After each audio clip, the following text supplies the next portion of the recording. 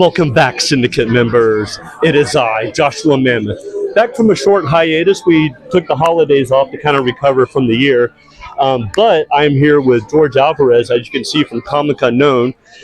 You remember the Exodus Z #2 that we did a little while back. So first off, it's great to see you. I'm really glad, and we drove down here specifically to see you today. Awesome, that's great to hear. So first off, tell me about how you got this issue together. Well, the whole series itself, the idea came during COVID. I forgot what me and my wife were watching. I think it was there was this high school zombie apocalypse thing.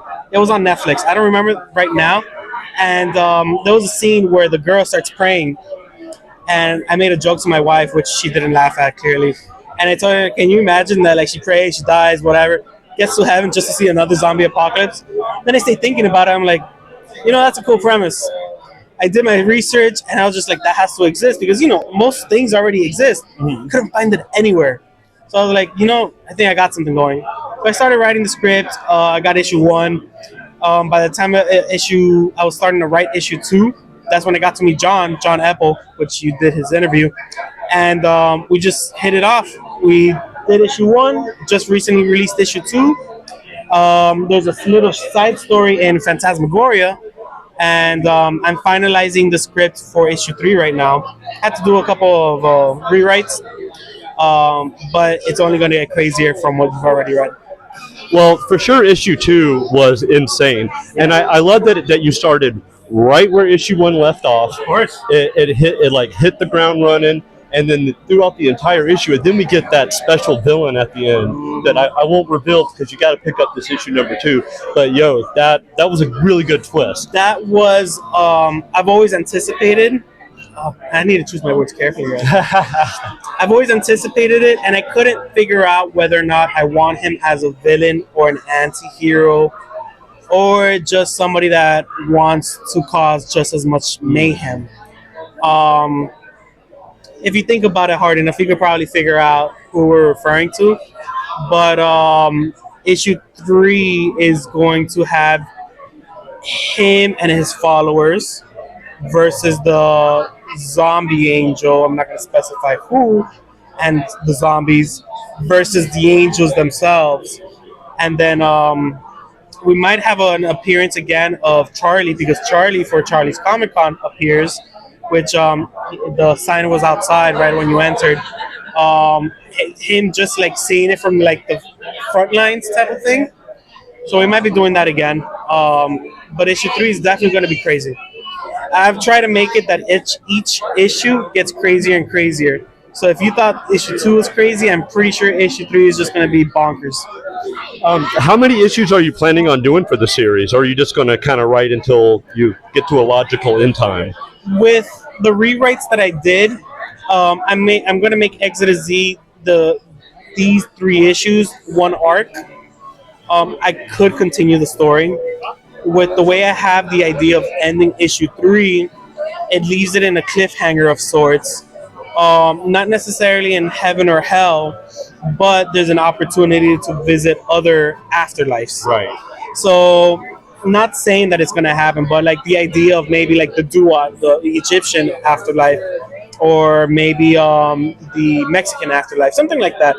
But I don't want to specify what exactly.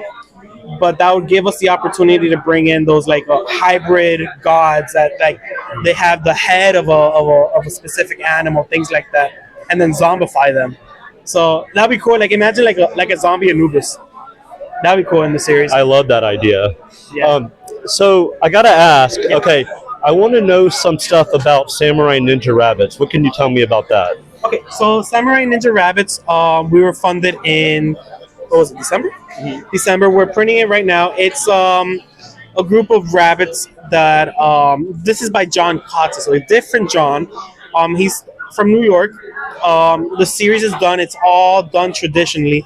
So it's hand-drawn, hand-colored, hand-lettered, everything. That's his baby. He came to me about a year ago, and he wanted Comic Unknown to distribute one of his books. We originally had the idea of doing Angie Gogo because he did Angie Gogo, but that kind of fell in the back burner. It's still in the works. But then he tells me, look, I have these characters. They're very TMNT esque. They're called Samurai Ninja Rabbit. It's a group of four rabbits, and they're in New York as well. And they had to fight off the evil villain Roar, which is like this huge giant lion, and the person that brought Roar back to life.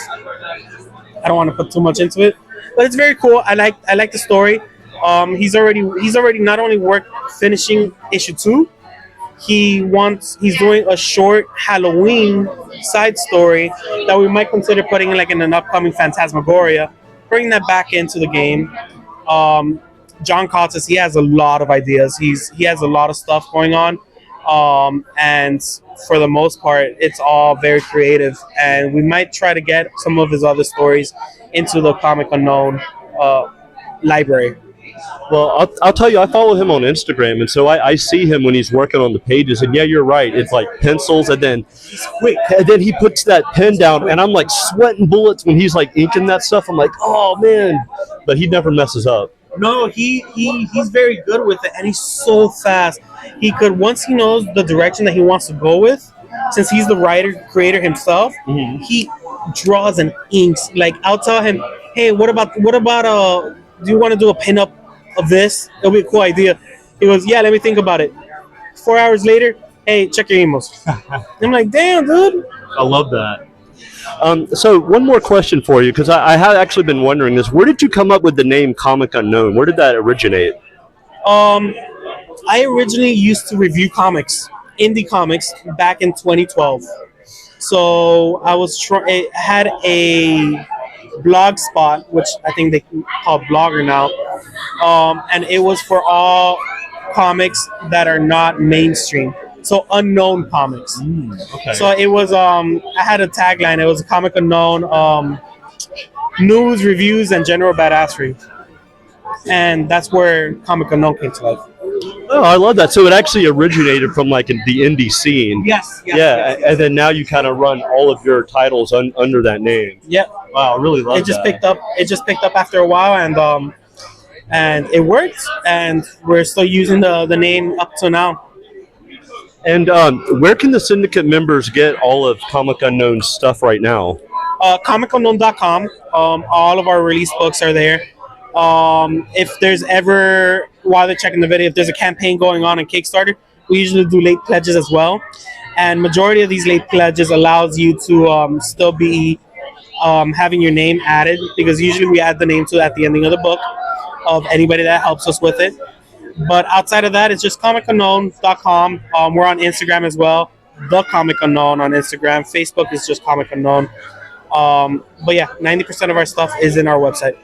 Great. And actually, one more question, because I remember you mentioned you're working on a second Phantasmagoria as well. Yes.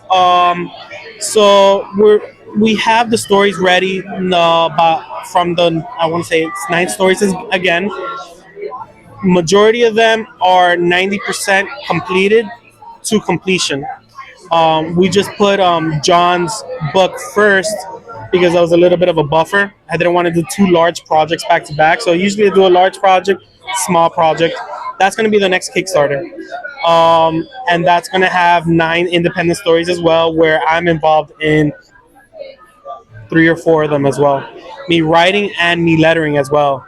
Yeah, I started lettering in a couple stories as well. Yeah, that's great, because I love the first one, and I love all the different stories. You get your first taste of Exodus Z in there.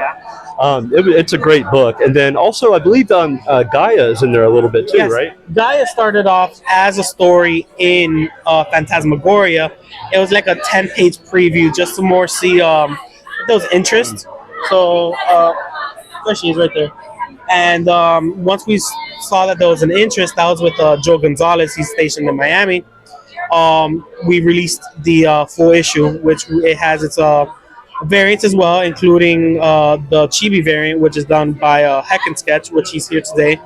And I think we don't know if there's plans on an issue 2 yet, but we're just trying to get the name out there right now. It's more of a building the audience before we consider moving forward with it. Gotcha. Because I actually really love that story as well. Because it's very Florida based. Yes. Very Florida element there. So that's what I really enjoyed about it. Plus the art was awesome, and her ripping those guys apart was actually kind of cool too. Yeah. Mark Oliver was the artist on that. I co-wrote the issue with Joe, and one of the famous letterers that are known, his name is Mika Myers. He does the lettering as well for the Tales of Goop, and he's returning as well into that. He's an award-winning letterer actually, and he did a great job in that book. He did a great job in that story. That book is also available as well in Comic Unknown. I think only one of those covers is sold out, and that's literally the only cover in all of our stories that's actually sold out. Oh, wow. Yeah. Well, I suggest the Syndicate members pick up your X to the Z, pick up Gaia, because, these books are awesome, and I'm really looking forward to Samurai Ninja Rabbits. Yeah, we should have it, I want to say digitally, we're almost done. I'm just missing a couple things that we needed to add to the gallery, because we have a lot of indie creators that like to add their own fan art to it. The digital is going to be done this month, so I'll shoot you over a copy, and I need to send it over to our comic book printer, and they usually take about three weeks after I send it to them. So by February, we should have a physical copy of everything.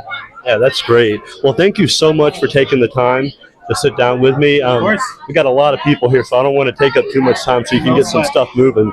Thanks so much, George. I really appreciate it, brother. I appreciate that you're here. All right, Syndicate members, we'll be right back.